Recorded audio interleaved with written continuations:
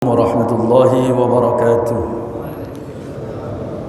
Bismillahirrahmanirrahim. Alhamdulillahi madad dawam. Syukrulillahi alal in'am ni'madil iman wal islam wal iqtida bi sayyidil anam. Thumma salatu ma'a salam ala khatiril aiki wal anam. Rabbi shrah li sadri wa yassir li amri wahlul 'uqdatam min lisani yafqahu qawli. Amma ba'du. Yang saya hormati, saya muliakan Bapak Ketua DKM Masjid Al-Barakah beserta seluruh jajaran pengurus.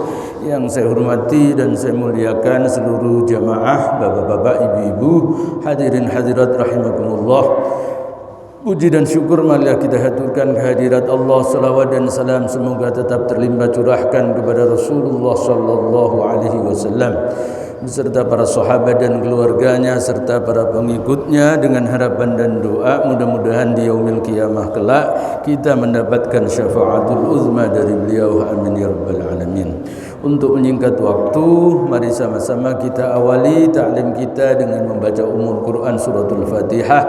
Mudah-mudahan Allah memberikan kemudahan kepada kita memahami ilmu-ilmu agama sekaligus bisa mengamalkannya dalam kehidupan kita sehari-hari. Ala hadiniyah wa ala kulli niyatin sholihah, bi niyati du'a wal qabul wal syafaati rasul Ibnu Hajar al-Asqalani.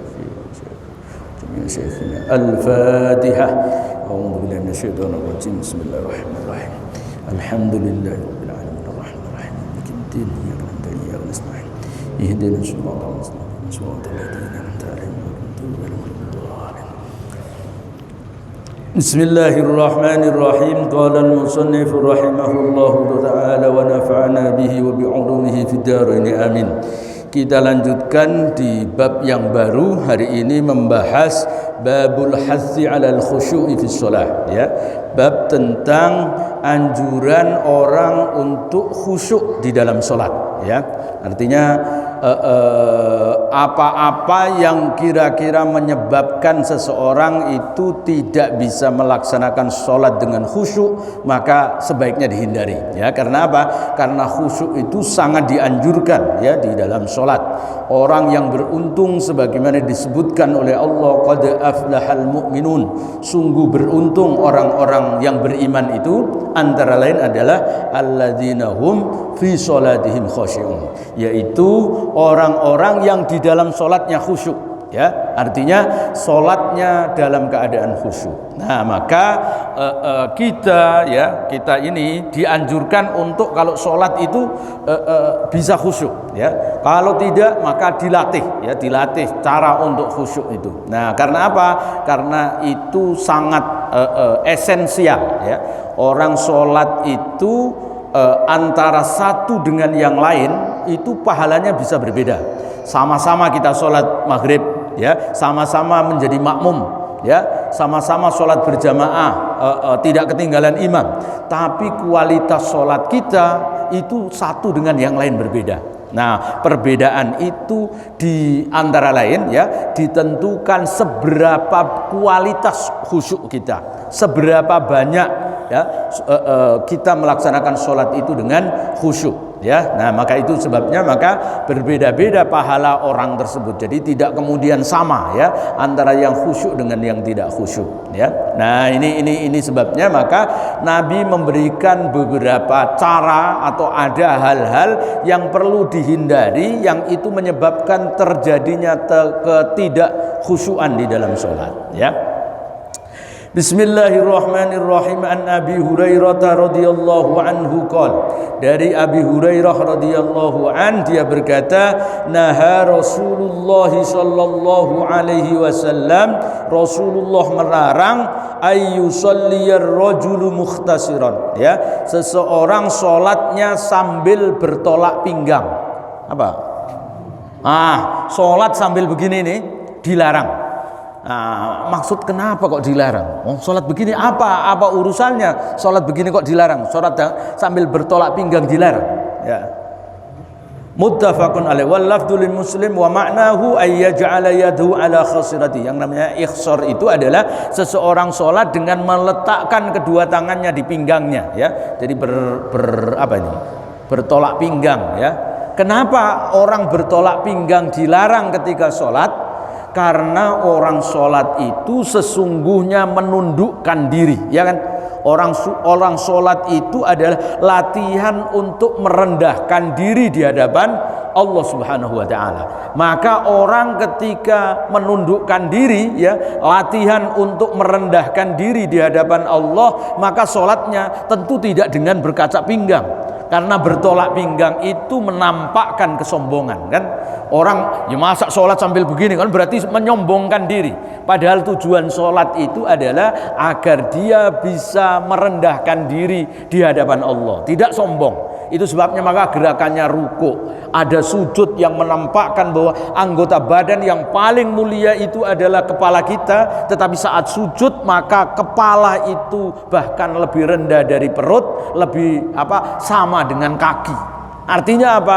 Itu sesungguhnya adalah latihan untuk merendahkan diri di hadapan Allah. Maka orang yang sholat dengan cara bertolak pinggang, maka ini jauh panggang dari api. Karena tujuan sholat untuk merendahkan di hadapan Allah, kok justru malah dia berbuat yang sebaliknya, ya angkuh dan sombong kepada Allah. Tentu ini tidak dibenarkan, ya. Nah, antara lain itu. Jadi orang sholat khusyuk itu antara lain dengan cara apa? Yaitu tidak kemudian bertolak pinggang, ya, karena bertolak pinggang bertentangan dengan kita menundukkan diri, ya.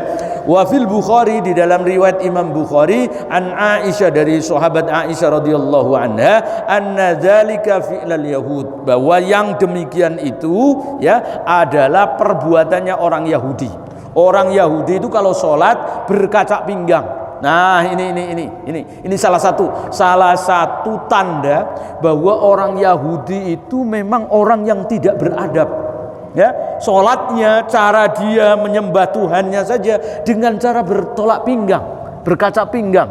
Artinya apa? Tidak mau merendahkan diri. Nah, ini sebabnya saya Bani Israel itu keterlaluan, ya. Mereka ingkar kepada Nabi Musa alaihi salam itu dengan ingkar yang luar biasa, ya. Dikisahkan di dalam surat Al-Baqarah itu, kan, ketika mereka disuruh untuk menyembelih sapi itu, ya, orang Bani Israel itu, ya, kurang ajarnya ngomongnya kepada Nabi Musa, qalu du'u lana rabbaka yubayyin lana mahi. Hei Musa, ya, tanyakan kepada Tuhanmu sapi yang bagaimana yang mau kami sembelih. Coba itu kata-kata ud'u lana rabbaka, ya, tanyakan kepada Tuhanmu untuk kami. Padahal kan Tuhannya Bani Israel ya Allah juga. Dia menyatakan tanya kepada Tuhanmu, seolah-olah Tuhannya Musa sendiri, kan begitu. Tuhannya Nabi Musa. Padahal juga Bani Israel itu percaya kepada Nabi Musa, percaya kepada Allah. Enggak menyatakan qalu du'u lana rabbana. Ya, tidak robbana tapi robbaka. Nah, ini kurang ajarnya, ya. Apa? Kenapa? Tidak punya adab. Nah, mereka ketika sholat, ya, orang-orang Yahudi itu kalau sholatnya dia berkaca pinggang. Itu sebabnya orang Yahudi itu, ya, sampai sekarang itu orang yang merasa diri paling hebat, ya, sehingga orang yang bukan keturunan Yahudi itu dianggap kelas 2 lah, gitu, ya. Ya, mereka saking angkuhnya itu, ya. Jangankan kepada manusia, kepada Tuhannya saja mereka begitu, ya. Sholatnya sambil berkaca pinggang. Nah, Islam tidak menghendaki itu, ya. Nabi tidak ingin orang Islam itu sama dengan orang Yahudi yang cara mereka menyombongkan diri di depan Tuhannya. Itu sebabnya maka Nabi ketika mengajarkan kalau sholat jangan berkaca pinggang, ya. Itu. Baik, ini yang pertama. Jadi antara lain bahwa orang khusyuk, salah satu khusyuk itu dilatih dengan cara merendahkan diri, dan merendahkan diri itu adalah tidak menyombongkan diri, tidak dengan melakukan sholat sambil berkaca pinggang. Yang kedua, wa an Anas radhiyallahu anhu, dari Anas radhiyallahu anhu, anna Rasulullah sallallahu alaihi wasallam qala, Nabi bersabda, idza quddima al-asya'u, kalau dihadirkan al-asya', makanan malam, artinya ketika sudah disiapkan ada makanan malam, ya, fabda'u bihi, maka mulailah makan, ya, awali dengan makan, ya, qabla an tusallul maghriba, sebelum engkau sholat maghrib, Ya, muttafaqun alaih. Hadis ini diriwayatkan oleh Imam Bukhari Muslim. Maksudnya apa? Kalau kita mau sholat maghrib, kemudian ada makanan sudah dihidangkan, siap disaji, maka sebaiknya makan dulu baru sholat maghrib. Baru sholat maghrib. Kita begitu nggak? Kita begitu nggak? Kalau misalnya lagi sudah disiapin makanan, mau sholat maghrib, ada makanan di meja, sholat dulu apa makan dulu? Sebaiknya makan dulu. Nabi ini perintah Nabi. Kalau disiapkan, kalau sudah tersaji, ya, kalau sudah tersaji makanan, ya, untuk makan, sementara ada sholat maghrib, maka yang didahulukan adalah makan dulu. Itu sebabnya lebih baik makan ingat sholat daripada sholat ingat makan.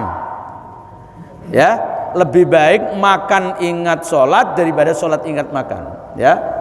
Maksudnya apa di sini? Nabi tidak menginginkan ada orang sholat itu kemudian sambil menahan lapar.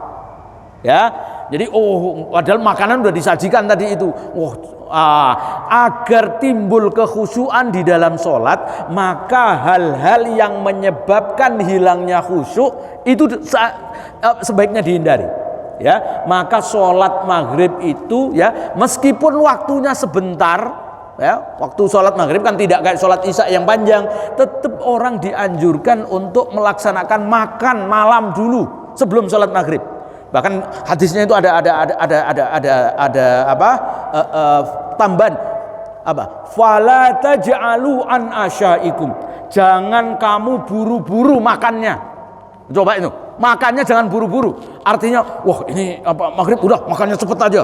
Enggak begitu. Nabi nyuruhnya ya santai aja makannya, ya. Jangan buru-buru.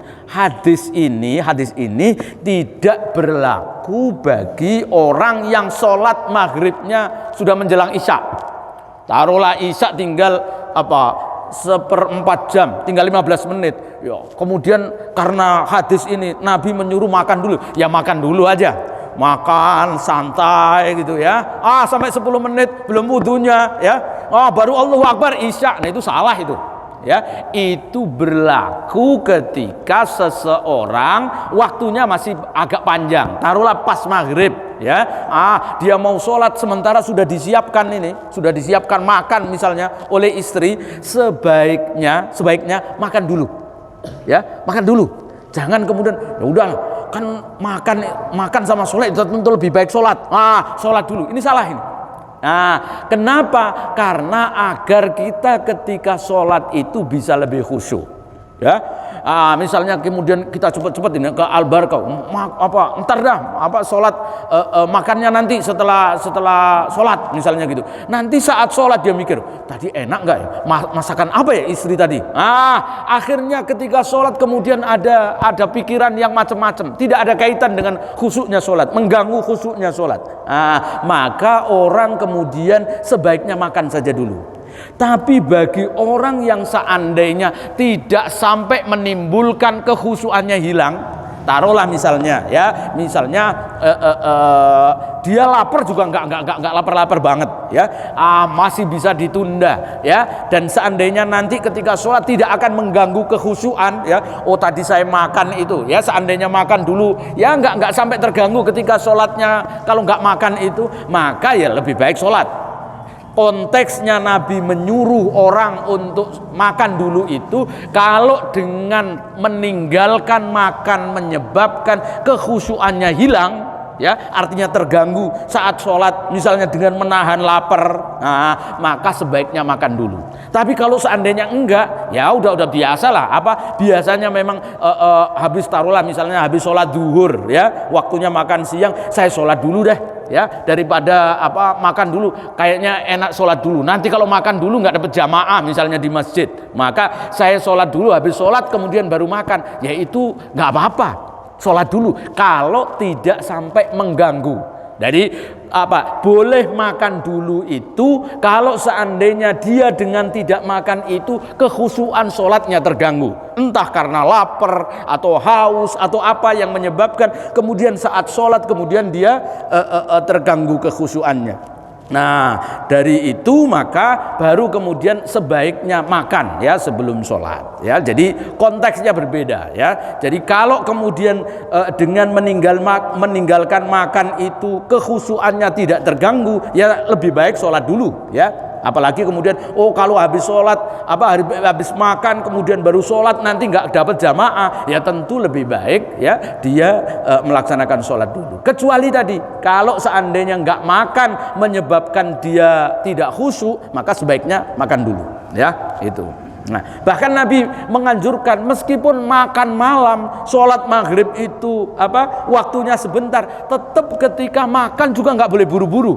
Ya, nggak boleh kemudian cepet-cepet, ya udah makannya cuma 3 menit saja, enggak, makan biasa saja, nggak usah buru-buru makannya. Nah, artinya berarti nanti setelah makan baru sholat. Itu konteks ketika seseorang tadi ya, kalau sholatnya kalau tidak makan maka terganggu sholatnya. Nah, para ulama menyebutkan kalau seandainya orang itu puasa, misalnya nih, ya puasa biasanya kan kemudian ada takjil. Maka itulah komprominya ya, kompromi. Kalau seandainya makan dulu menghabiskan banyak waktu, taruhlah misalnya makan itu dengan santai 10 menit, maka sebaiknya kemudian takjil ya. Takjil itu apa? Yaitu makanan ringan, yang penting sudah terganjal, sudah minum, sudah seger, haus dan lapar itu sudah hilang, maka sudah cukup dengan takjil itu. Kemudian sholat maghrib, baru setelah sholat maghrib misalnya baru makan yang berat, ya silahkan, nggak apa-apa ya. Jadi itu, tapi bukan kemudian masih lapar kemudian langsung sholat, enggak ya. Jadi tetap bahwa Islam itu mementingkan kebutuhan nutrisi kita, tubuh kita ya, bahwa sholat itu penting iya, tetapi bahwa kaitan dengan tubuh seseorang itu juga dianggap penting oleh agama. Bahkan seringkali dalam tanda petik ya, kepentingan Allah itu kalah oleh kepentingan manusia. Antara lain ini ya, orang ketika sholat kemudian daripada sholatnya tidak khusyuk, sebaiknya makan dulu ya. Maka dalam Islam itu kafarat itu ya, misalnya ada suami istri berhubungan badan di siang hari bulan Ramadan ya, maka yaitu yang pertama membebaskan budak. Kafaratnya itu kan bebasin budak, itu nggak ada kaitannya dengan puasa. Memberi makan kepada orang miskin juga tidak ada kaitannya dengan puasa. Baru yang ketiga disuruh puasa 2 bulan berturut-turut, nah itu kaitan baru dengan puasa. Artinya apa? Faktor yang terkait dengan kemanusiaan itu didahulukan ya, lebih dahulu. Maka dalam masalah ini sholat itu bisa kalah oleh kepentingan kemanusiaan ya.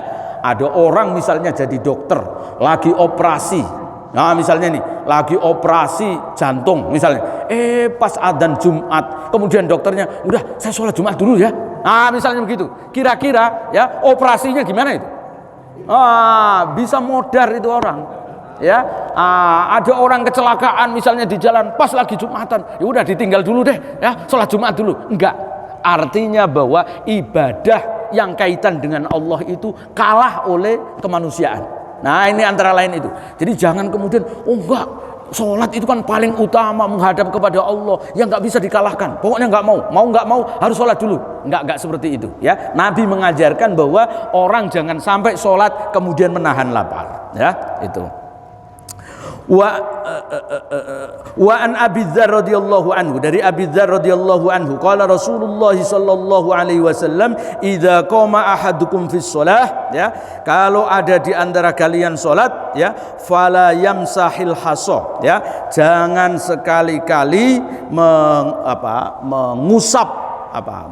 menyingkirkan batu kerikil di depannya, maksudnya itu ya.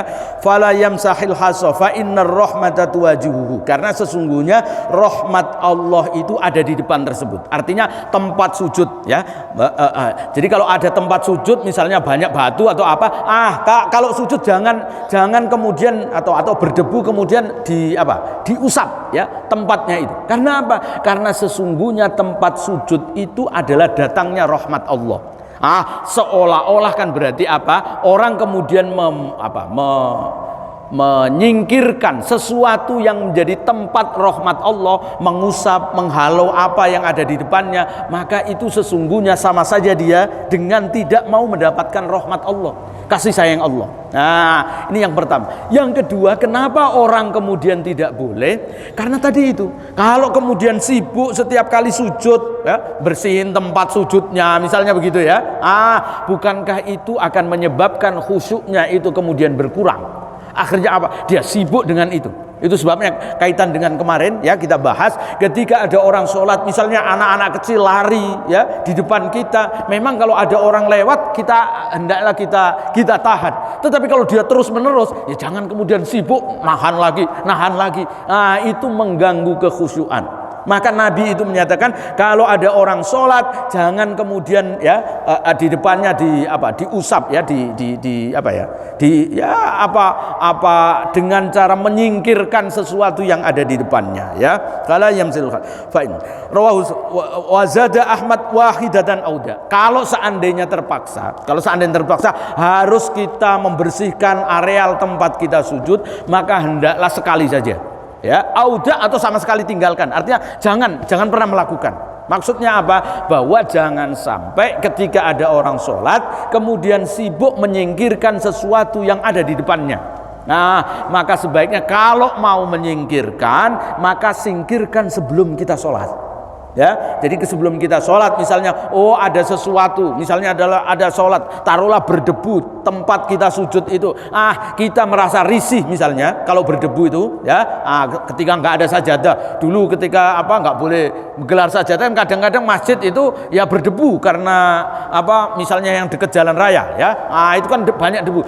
Kalau mau menyingkirkan, mau nyapu ya, menyapunya, maka sapu sebelum sholatnya. Ya, jangan lagi sholat kemudian sibuk ya membersihkan. Nah, tidak seperti itu ya. Karena apa? Karena itu bisa mengganggu kekhusyuan ya. Wa fi sahih an mu'aikib nahwa bi ghairi ta'lil ya, tanpa ada alasan ya. Jadi artinya bahwa orang ketika sholat maka jangan kemudian sibuk dengan sesuatu yang memalingkan diri dari kekhusyuan ya.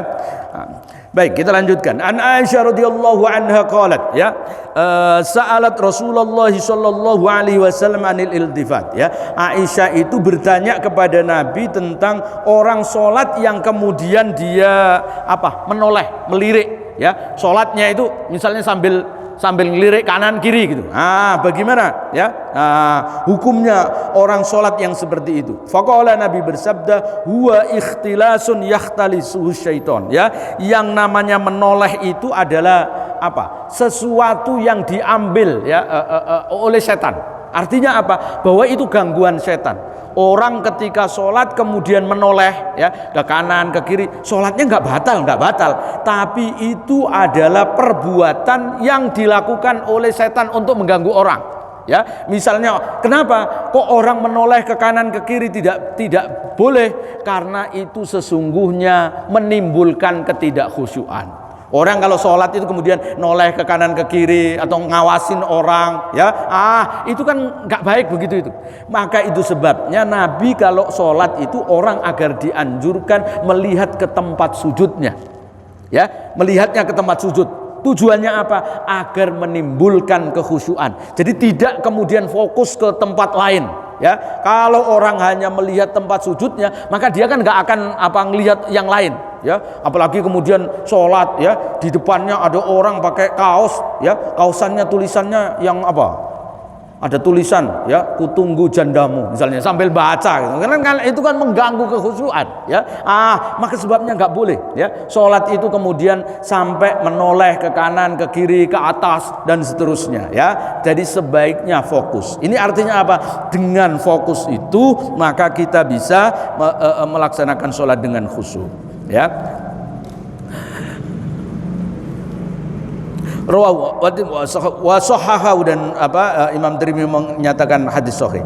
Iyyaka wal iltifata fi shalah fa innahu halakatun fa in kana la budda fa min tatawwu, ya. Kalau seandainya ya tidak menoleh, itu artinya terpaksa menoleh, ya. Kalau seandainya sampai terpaksa, ya, maka hendaklah dilakukan ketika sholat sunnah. Artinya kalau sholat sunnah seandainya harus terpaksa noleh, ya nggak apa-apa. Tapi kalau sholat wajib enggak, ya, tetap fokus, ya, ke tempat sujud itu. Nah, ini salah satu perintah bahwa ketika orang sholat maka hendaknya dia memfokuskan diri kepada kekhusyuan, ya. Jadi tidak kemudian pandangan matanya ke sana kemari, ya, itu. Apalagi orang sholat itu kan sesungguhnya dia sedang bermunajat, sedang berhadapan dengan Allah, ya. Nah, berhadapan jangankan dengan Allah, ya. Kita itu kalau misalnya dipanggil, ya, taruh oleh atasan gitu kan, kita sopan sekali, ya. Ada orang ngobrol misalnya dengan atasan kemudian tengok kanan kiri gitu, ya, nggak fokus kepada pandangan matanya, kan akan tersinggung. Nah, begitu juga dengan apabila kita sholat, ya. Kita sholat itu sesungguhnya menghadap kepada Allah, maka tentu adalah dengan fokus, ya, pandangan ke tempat sujudnya itu, ya. Nah, itu. Nah, nanti ada perbedaan ketika orang sholat melihat Ka'bah, maka sebaiknya melihat ke Ka'bah, ya. Berbeda dengan ketika orang kalau sholat misalnya di depan Ka'bah, maka dianjurkan tidak melihat ke tempat sujud, tetapi melihatnya kepada Ka'bah. Tempat sujud itu jika orang tidak melihat Ka'bah, ya. Jadi kalau melihat Ka'bah sebaiknya melihatnya ke Ka'bahnya, ya. Karena apa? Karena Ka'bah itu kiblat kita. Nah, ketika kita tidak bisa melihat Ka'bah, maka lihat tempat sujud kita, ya, itu. Baik, kita lanjutkan. Wa anhu, dari Anas juga, kana kiram li Aisyah radhiyallahu anha, ya. Aisyah itu mempunyai tirai, ya, satarat bihi janiba baitiha, yang diletakkan di sisi rumahnya. Faqala Nabi sallallahu alaihi wasallam amiti anha anki kiramaki, ya. Singkirkanlah, ya, tirai itu, ya, dari tempatmu. Hadza fa innahu la tazalu tasawuru ta'ridu li fi sholati, karena aku merasa terganggu dengan tirai yang ada gambarnya itu, ya. Nah, ini juga menjadi pelajaran bahwa orang sholat itu sebaiknya dengan pakaian yang yang tidak ada sesuatu yang menyebabkan dia kemudian hilang kekhusyuan, ya. Misal ada orang sholat kemudian pakai baju tapi bajunya itu ada tulisannya, ya. Nah, itu kan mengganggu orang yang sholat di belakangnya. Karena apa? Itu menimbulkan sesuatu yang tidak bisa fokus dalam sholat, ya. Nah, Nabi itu ketika Aisyah, ya, rumahnya itu, ya, ada tirai, ada selambu gitu, ya, ada gorden lah kalau zaman sekarang, ya, ada gorden yang gordennya itu punya motif, ya. Nabi itu tidak suka. Karena apa? Dengan melihat motif itu akhirnya kemudian kemudian hilang kekhusyuan, berkurang kekhusyuannya itu. Karena melihat keindahan motif tersebut, nah, menyebabkan kemudian kita jadi hilang fokusnya, ya. Kekhusyuan itu menjadi hilang. Nah, maka Nabi menyuruh untuk menyingkirkannya. Nah, termasuk juga yang ada gambar-gambar, ya. Maka biasanya dianjurkan, ya, yang polos saja, ya, sehingga tidak menyebabkan orang ketika sholat itu kemudian terganggu kekhusyuannya.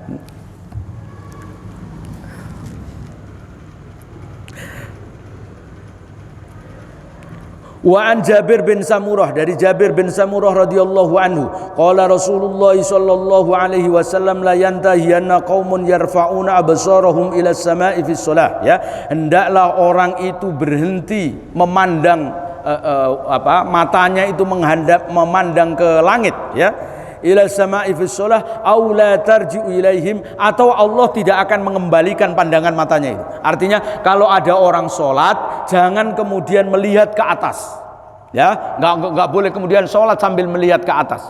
Karena apa? Melihat ke atas itu dalam tanda petik sebagai sesuatu yang menyombongkan diri. Padahal orang sholat tadi, orang sholat itu harus merendahkan diri, maka pandangannya ke bawah, bukan kemudian ke atas. Kalau ke atas kan berarti orang menyombongkan diri. Nah, itu sebabnya sampai Nabi itu mengancam kalau ada orang sholat kemudian mengadakan ya wajahnya, pandangan matanya ke atas, sampai Nabi mengatakan atau Allah tidak membalikkan pandangan matamu itu. Artinya apa? Jadi buta misalnya gitu. Ada orang sholat kemudian dengan cara sombong, dengan melihat ke atas, itu sesungguhnya sama saja dengan dia itu menyombongkan diri. Nah, sampai Nabi itu mengancam atau Allah akan menghilangkan penglihatanmu. Artinya jadi kemudian nggak bisa ngelihat. Nah, itu tanda bahwa Nabi Muhammad tidak menyukai perbuatan tersebut. Ya, orang sholat itu adalah merendahkan diri, maka memandang ke atas itu bertentangan dengan rendah diri tersebut. Ya.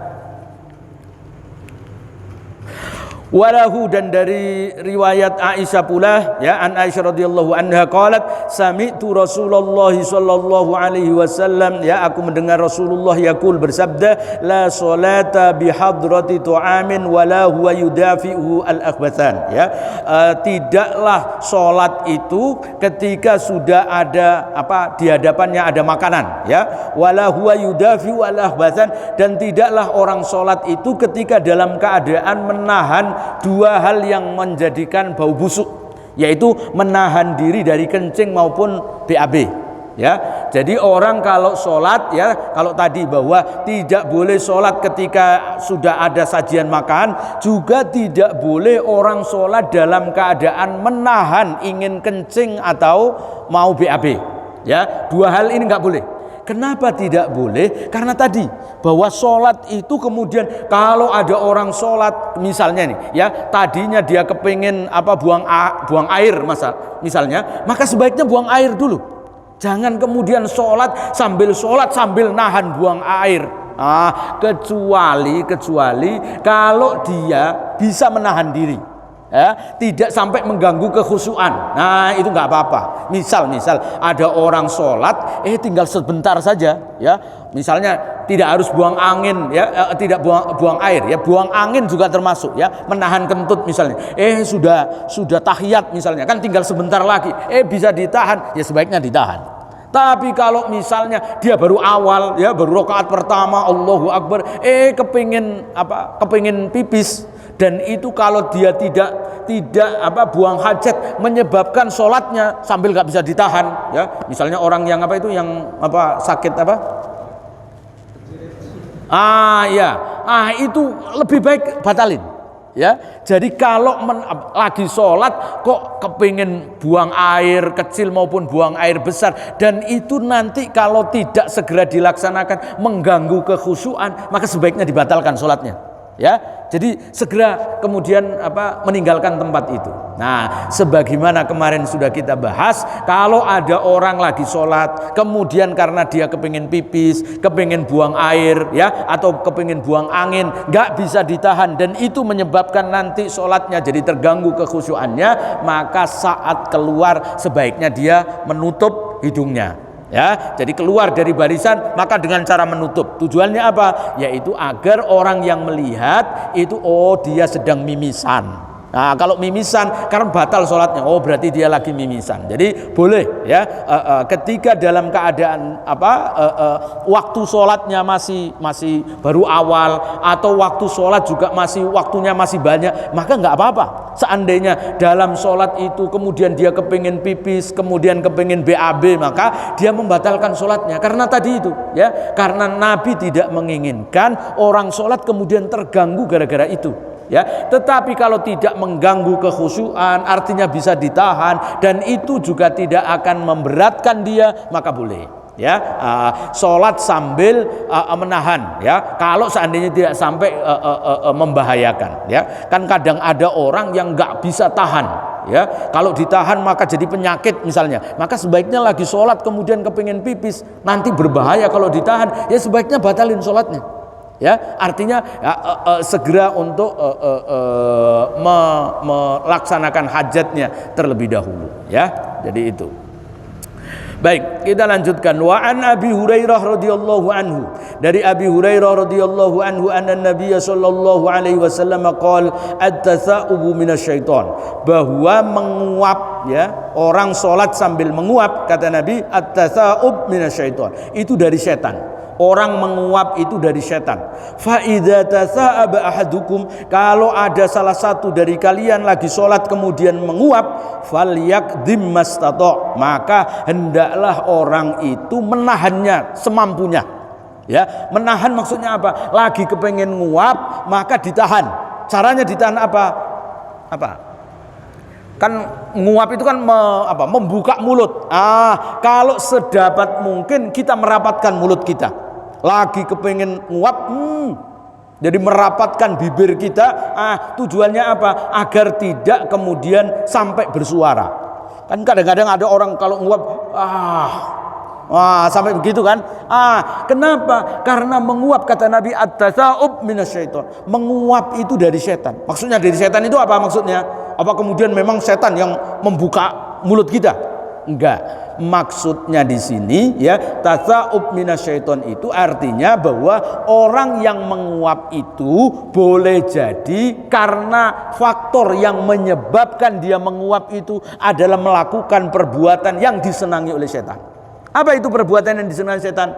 Orang kalau menguap itu kan karena kondisi. Yang pertama, karena perutnya penuh, banyak makan, banyak minum, maka dijamin orang itu akan jadi lemas.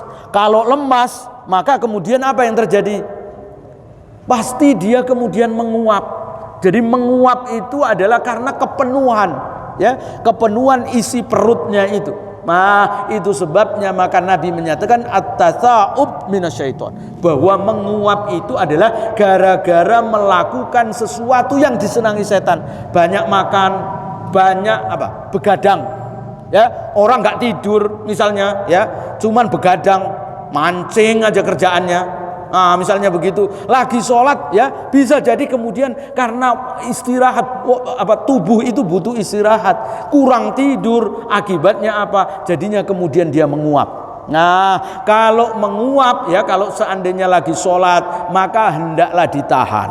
Ya, kalau mau menguap ditahan. Kalau nggak bisa ditahan, maka sebaiknya kemudian menutup, ya, menutup mulutnya dengan tangan, dengan tangan kiri, ya. Jadi tidak tangan kanan, tangan kiri. Boleh dengan cara menolak begini atau begini, ya, dua-duanya boleh, yaitu dengan tangan kiri sebagai penolakan bahwa setan itu kan disimbolkan dengan kiri, ya. Maka tangan kita, ya, menutup mulut kita, ya, dengan tangan kiri, ya, sebagai bentuk penolakan bahwa ini setan, ya, ini pekerjaan yang disenangi setan, maka agar setan tidak kemudian mengganggu kita. Ya, nah itu ketika seseorang sholat kemudian dia menguap, maka sebaiknya ditahan. Kalau tidak bisa ditahan, maka sebaiknya kemudian menutup mulutnya. Tujuannya apa? Tidak sampai bersuara. Karena kalau ada orang menguap kemudian setan, dalam hadis Nabi itu disebutkan setan itu tertawa, senang, ya, senang. Berarti dia mengikuti keinginanku, ya, karena itu gangguannya setan. Ya, maka di dalam hadis yang lain Nabi itu menyatakan innallaha yuhibbul utas wa yakrahut tasa'ub. Allah itu senang dengan bersin, ya. Kalau bersin itu Allah senang. Ada orang bersin itu sebabnya, maka alhamdulillah, ya, alhamdulillah, karena itu bersin itu sesuatu yang disenangi Allah. Tapi at-tasa'ub minasyaiton. Allah tidak senang dengan orang menguap. Ya, artinya apa? Menguap itu, ya, itu diakibatkan oleh setan. Ya, orang kurang tidur, begadang, ya, banyak begadang, maka itu dari setan. Maka enggak baik. Seandainya ada orang baik di dalam sholat maupun di luar sholat, kalau mau menguap sebaiknya ditahan. Ya, kalau terpaksa tadi, ya, kalau tidak bisa ditahan, maka tutup, ya, dengan tangan kiri kita, ya, sebagai bagian dari menolak, ya, setan itu, ya, agar tidak masuk dalam diri kita, ya. ini barangkali apa yang kita bahas ya, hadisnya sudah habis ya untuk bab khusyuk di dalam sholat. Nah, khusyuk di dalam sholat ini menjadi ruh dalam sholat ya. Ruhnya sholat itu adalah khusyuk ya. Artinya apa? Kalau ada orang sholat kemudian tidak khusyuk, maka sholatnya ya seolah-olah tidak beruh, tidak hidup. Maksudnya begitu. Nah, itu sebabnya maka Nabi mengajarkan kalau sholat itu sebaiknya sedapat mungkin dilakukan dengan berjamaah. Karena apa? Salah satu dari keutamaan sholat berjamaah itu, seandainya makmum tidak ada yang khusyuk sholatnya, kemudian imamnya khusyuk, maka makmum yang tidak khusyuk itu dianggap khusyuk. Imamnya nggak khusyuk, tapi makmum ada satu doang yang khusyuk, maka yang lain dianggap juga khusyuk. Seandainya imam dan makmum nggak khusyuk juga, nggak khusyuk semuanya ya, nggak ada yang khusyuk, maka sholatnya tetap dianggap khusyuk karena dengan berjamaah. Tapi kalau orang sholatnya sendiri, ya sholatnya sendiri, maka tidak khusyuk, ya dianggap tidak khusyuk.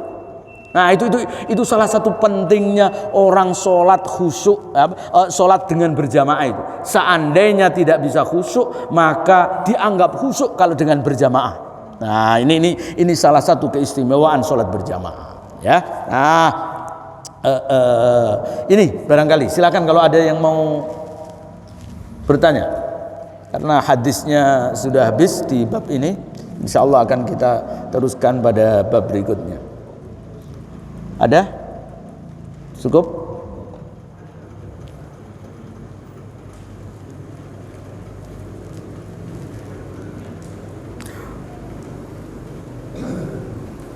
Oh, ada hadis yang masih terlewat ya.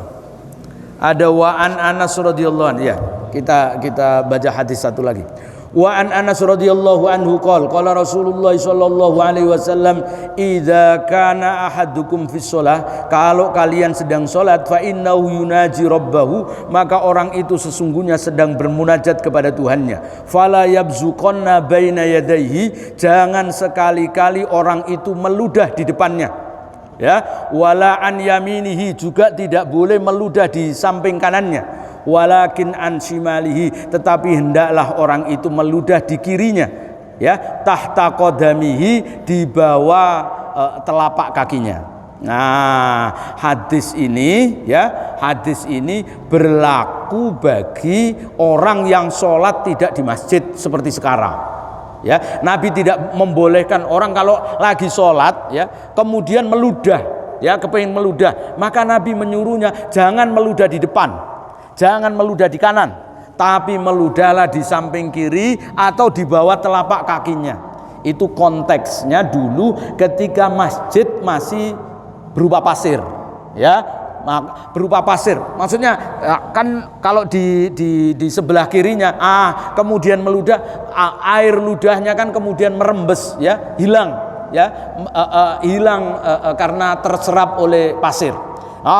Hadis ini tidak bisa kemudian kita kalau begitu, kalau ada sholat di Masjid Al Barakah ada sajadah ya udah langsung meludah di sajadah, ya enggak ya. Nah, bagaimana kalau seandainya ada orang mau meludah ya, kalau misalnya pakai sajadah, maka meludahlah boleh di pakaiannya. Atau kalau misalnya pakai surban, kalau mau meludah boleh ya, bagian kirinya atau di pakaiannya. Ujung pakaian kita yang sebelah kiri, meludahnya di situ nggak apa-apa ya. Jangan kemudian sajadahnya jangan begitu. Apalagi kemudian ada orang, kena orang lagi. Nah, nanti ya malah berantem itu nanti ya.